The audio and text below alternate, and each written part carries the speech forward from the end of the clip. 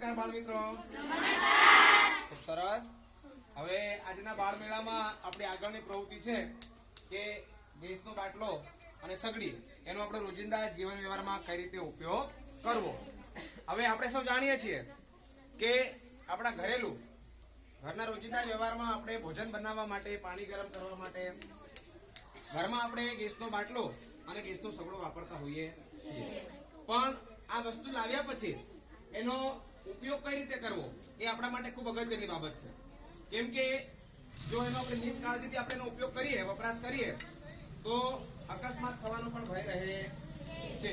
તો સર્વપ્રથમ આપણે એના ભાગ વિશે સમજીએ. આ છે ગેસનો બાટલો. શું છે? ગેસનો બાટલો. પછી આ શું છે? સગડી. આ ગેસની અને આને શું કહીશું? રેગ્યુલેટર. બરાબર. હવે ઘરે બાટલો લાયા પછી બાટલો સીલબંધ અવસ્થામાં હોય છે. આવી રીતે જે દોરી આપેલી છે એને આપણે પ્રેસ કરીને દબાઈશું એટલે ઉપરનું ઢાંકણ ખુલી જાય, સીલ તૂટી જાય છે. બરાબર. ત્યારબાદ રેગ્યુલેટર બેસાડવાની પદ્ધતિ કઈ રીતે છે? તો કે રેગ્યુલેટર છે ને પાછળના ભાગને આપણે પુશ કરવાનું છે, દબાવવાનું છે. આવી રીતે જોવાય છે બધાને? દબાયા પછી આપણે અંદર પુશ કરી અને જે સિલિન્ડરનું મુખ આપેલું છે બાટલાનું એને આપણે છોડી દેવાનું છે. થઈ ગયું ફિટ? બરાબર. હવે રેગ્યુલેટર